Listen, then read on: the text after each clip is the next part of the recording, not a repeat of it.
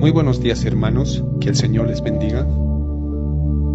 Esta mañana vamos a continuar con nuestras meditaciones en el libro de Proverbios, esperando que cada devocional que se sube mañana tras mañana sea de bendición para ustedes.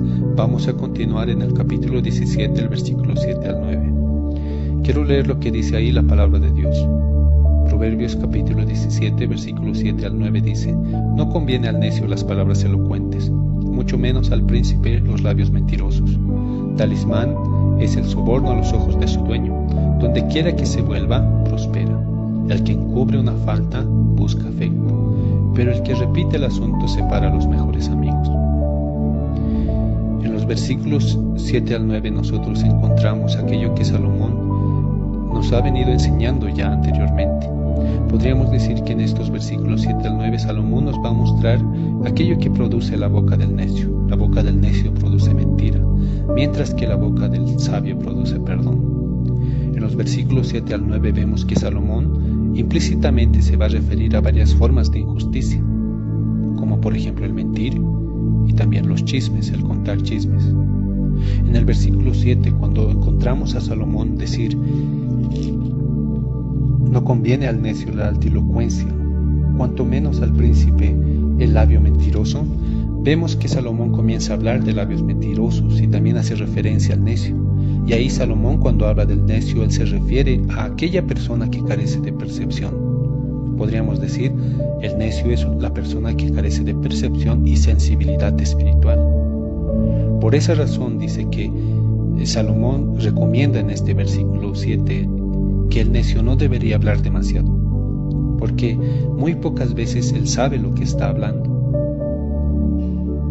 No es un secreto para nosotros, hermanos, que las personas generalmente expresan su sabiduría o las personas generalmente expresan su necedad por las cosas que ellos dicen. Por eso Salomón mismo aquí recomienda en las primeras líneas de este versículo 7 que el necio no debería hablar tanto, porque él no sabe lo que está hablando muchas veces. De manera similar, Salomón continúa en el versículo 7 diciendo que la mentira es totalmente inapropiada en los labios de un príncipe, o podríamos decir de un noble, o de un gobernante. Un gobernante debería ser un hombre de integridad, o podríamos decir mejor, un líder debería ser un hombre de integridad. Un líder debería ser un hombre de honestidad. Un líder en cualquier ámbito, podríamos decir, tendría que ser una persona digna de confianza. Cualquier líder debería ser conocido por la veracidad que él expresa. Y para nosotros tendría que ser una sorpresa extraña que éste sea un mentiroso. Este estándar que nosotros encontramos en este primer versículo, en el versículo 7, vemos que es un estándar alto y raramente es alcanzado por los líderes, especialmente cuando hablamos de líderes políticos. Por esta razón podemos decir, hermanos, que la boca del necio produce mentira. El líder deshonesto es igual que un necio arrogante. Continuando con el siguiente versículo, Salomón en el versículo 8 nos dice que piedra preciosa es el soborno para el que lo practica. A donde quiera que se vuelve, haya prosperidad.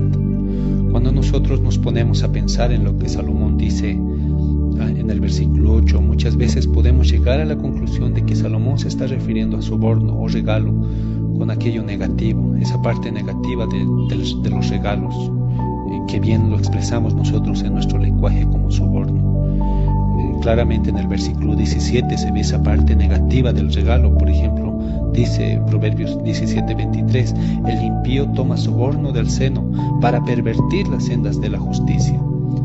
Sin embargo, Van Duurse nos dice que el idioma hebreo en este versículo 8 no nos obliga a pensar en ese aspecto negativo del regalo. Él nos dice: en todos los tiempos se han dado regalos como prueba de afecto o como de homenaje. Saúl y Josafat recibieron regalos en la aceptación de su realeza. Vemos también que el mismo rey Salomón, que escribió el libro de Proverbios, o muchos proverbios, él mismo recibió regalos de la reina de Seba en Primera Reyes capítulo 10. Vemos también que Daniel fue colmado con regalos por Nabucodonosor en el libro de Daniel capítulo 2. Inclusive en el Nuevo Testamento encontramos un ejemplo de estas pequeñas dádivas o regalos. Los sabios del oriente honraron al rey recién nacido, al Rey de los judíos, a nuestro Señor Jesucristo. Y estos reyes del Oriente le honraron con regalos como oro, incienso y mirra. Mateo capítulo 2.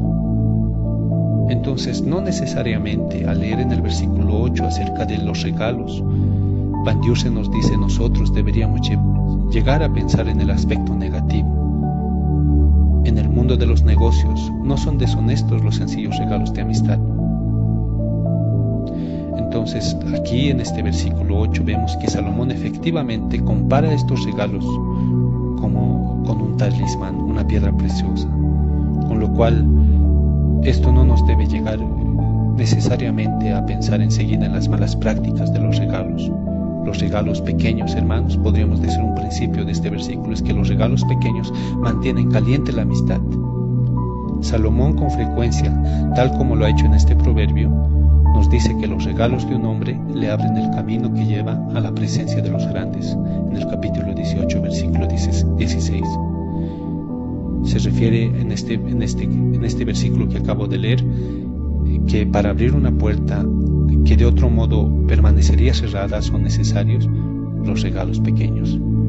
Si nos ponemos a reflexionar en estos pequeños regalos que no forman parte de esa mala práctica del soborno, podríamos decir que inclusive en la obra de misiones eso ha sido beneficioso mediante la construcción de colegios, la construcción de hospitales.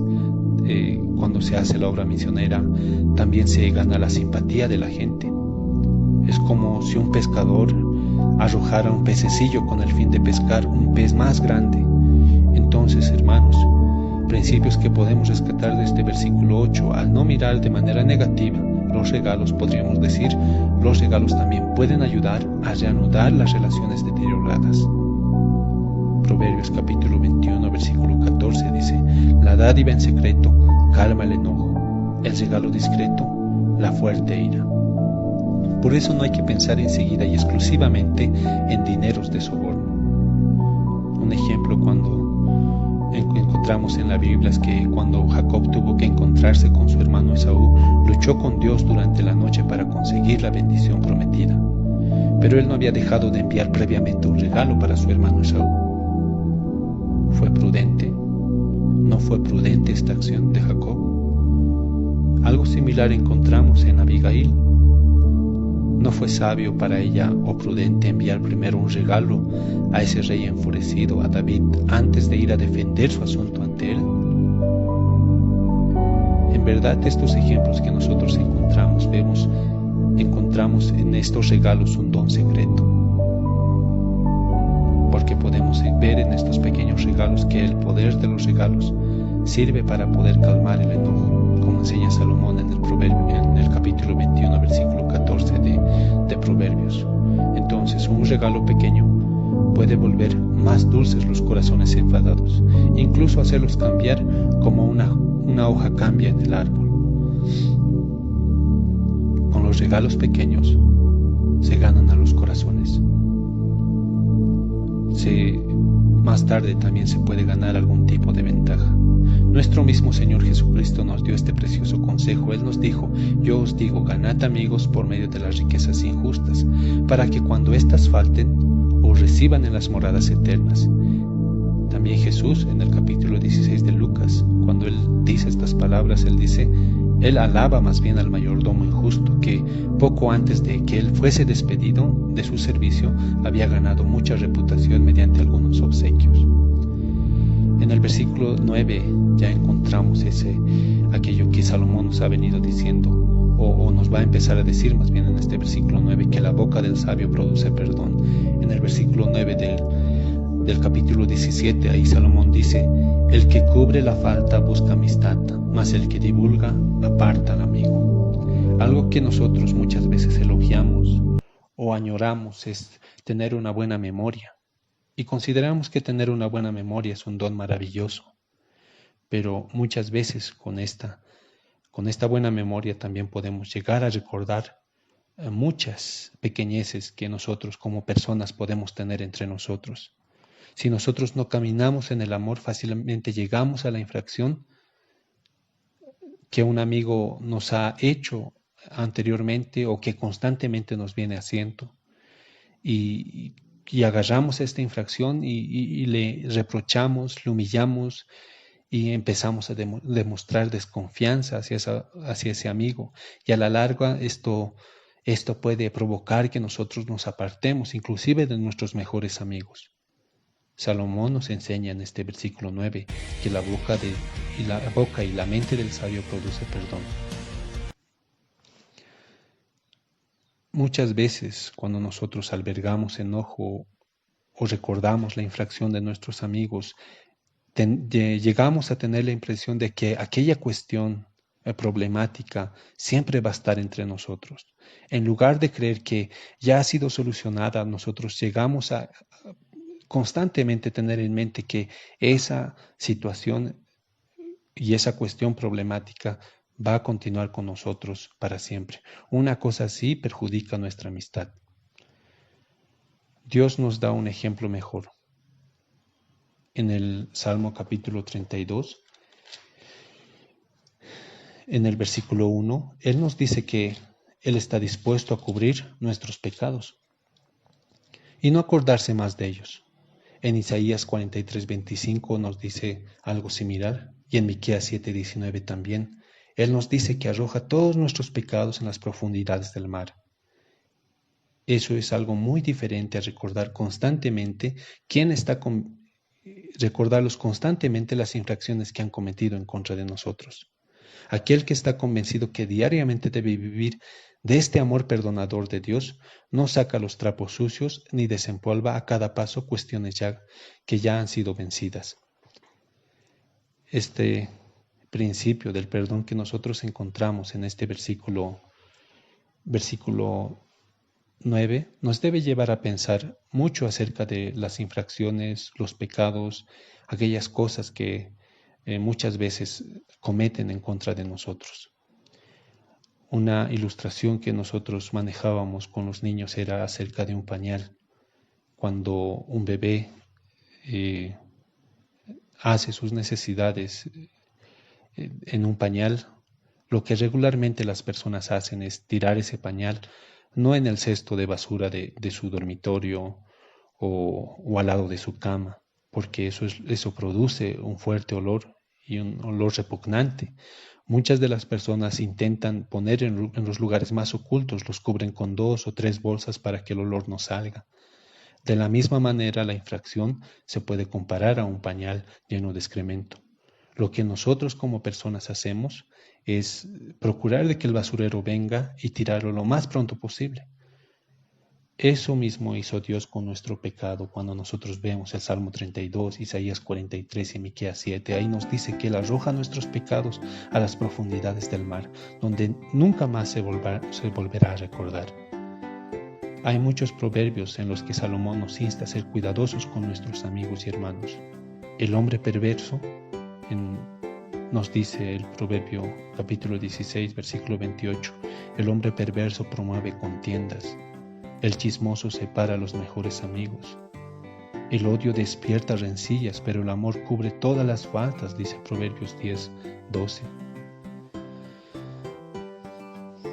A pesar de todo, hermano, entonces, cuando estés en medio o en un momento de recordar la infracción que en el pasado o muchas veces te lo han cometido en contra de ti, es mejor callar.